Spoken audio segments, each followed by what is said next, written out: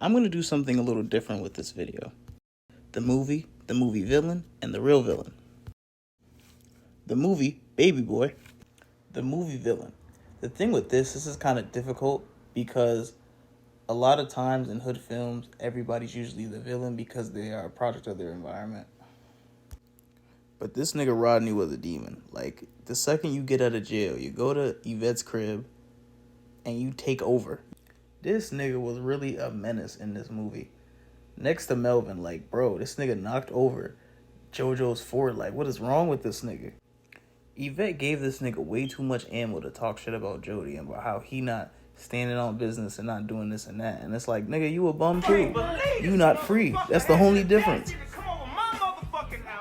Not gonna lie, my house is crazy. This nigga is sitting on the couch like a bad bitch with one of his goons opening the door for fucking Jody so he can get his son. This nigga like pushing 30 in this shit. Doing bum shit. Ridiculous. But Rodney's power took over a little too much to the point where he almost essayed Evette. Sad to see. Him and these fucking goons. And the way he just walked around like he was top dog and he really wasn't. I feel like he's another form of a baby boy in this movie. But he's definitely not the only villain in this bitch. On to Wanita. I feel that Jody really learned from his mother, having kids super young. Because she had him and his brother when she was only a teenager. Maybe 13 to 16 years old. The reason why I say she's a villain in the film because she, just like a lot of the other people around Jody, enabled the fuck out of him. And she was one of his biggest enablers. Melvin was in that bitch living his fucking life in her house. Literally, this nigga is walking around that bitch butt-ass naked making eggs and beating the shit out of her son. Need to move. Boom, perfect timing. Wanita was really stigmatized in this film, and she let a lot of shit slide when it came to Melvin. Like, this nigga had a past that she ain't know shit about for real. Not gonna lie though, this nigga Jody was on his mom's ass, never moving out, and she wanted him to move out. Know him. And what you mean leave the nest?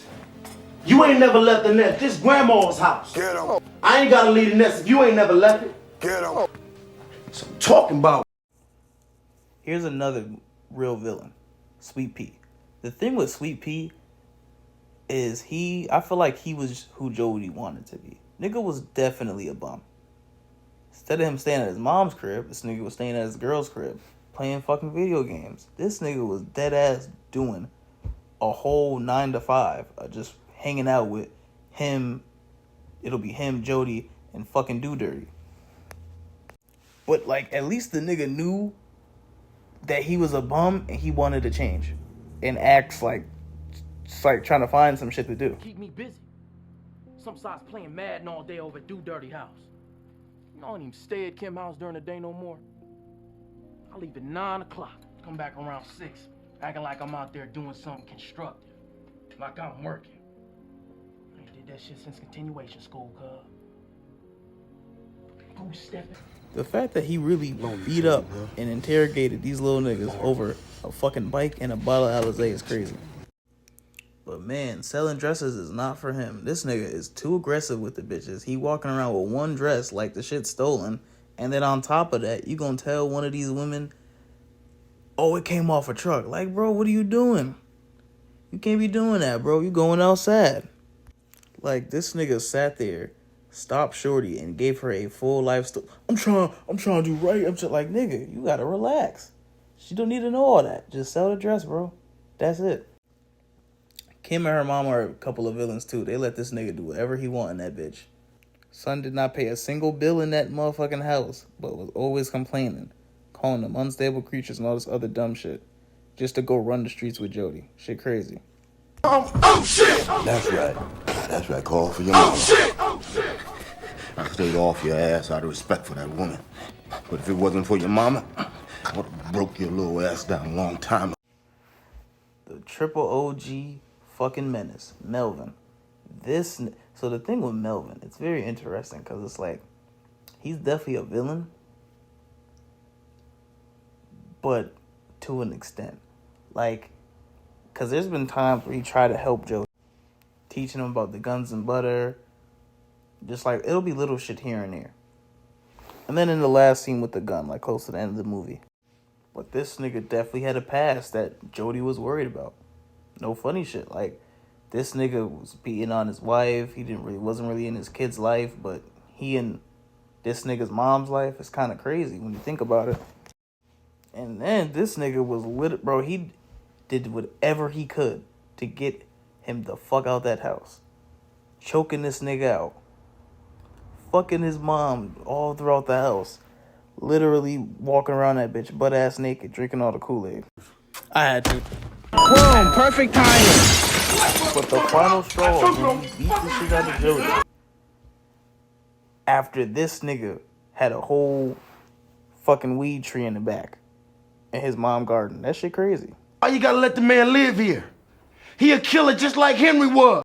And now, the biggest villains in this whole fucking movie. Evette and Jody. Me personally, they are like Emmett and Tiff bad. It's like they created all the toxic relationships that go on now. This nigga Jody had the audacity to ask Evette for her car keys so he could literally go to fuck his other baby mama after she just had an abortion. This nigga is crazy. Car not even his. Then he got this little ass nigga in the front. He's like 5. I'll give him a little bit of slack because I do know that in the movie, he just turned 20 years old. But still, nigga, you're 20 years old with 2 kids. That shit is insane to me. Like, bro. And we never talked about this scene with the cars and shit. Why didn't this nigga, like, work at a little auto shop or something? Like, what the fuck is going on?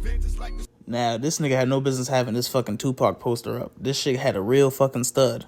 Jody wasn't even really like a complete lost cause though. Like this nigga, like he wanted to try. He definitely tried. Like when he was selling clothes and shit, and he wanted to make a change. He was doing his thing. Like he thought about it. He wanted to change. He wanted to do better. This nigga asked his mom for help on how he can really just improve what he has to do to get these clothes to sell. And she was giving him good advice. This nigga walked up into the salon. Hey, how you doing? I'm Joseph Summers and shit. Literally using mad riz to get all these bitches to buy these dresses. And it was working.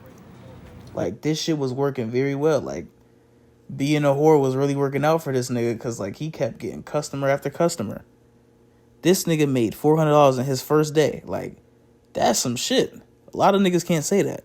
But here's where he fucked up at. The first thing he bought was a few little clothes and shit for his kids. And then he put these big ass rims on Yvette's car. And this nigga like got the shit tinted. Like nigga, pay some bills. Like at least Melvin got something for this nigga mom. He got her a big ass TV that they had back in the day. His priorities was fucked up throughout the whole fucking movie. This fucking milk dud never made too much of a change. In fact, all he did was get her fucking pregnant again. This nigga is wild. This line that Evette had in the movie is so true. Now, is it completely fair? No, but true. Y'all forever up in the clinic. It ain't Jody's fault. It takes.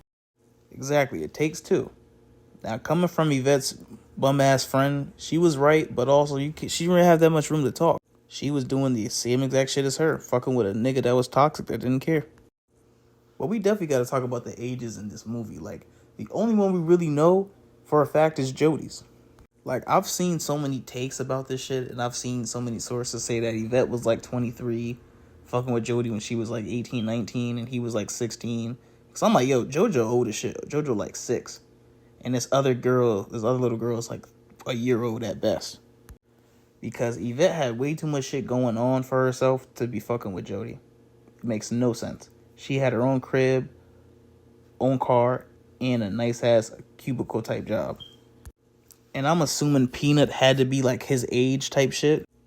We'll say this though, Peanut was definitely smarter than Evette for a fact. What really threw me off about Evette for real is the fact that she had the audacity to tell all her business to fucking Rodney, a nigga she used to deal with, about her and Jody and what they be going through all the time. Shit is crazy. And it's like you really don't have much room to talk because you chose this nigga. From one bad nigga to another, you chose him. And you had a kid with him. Let's not forget too, everybody drove Yvette's car but Evette.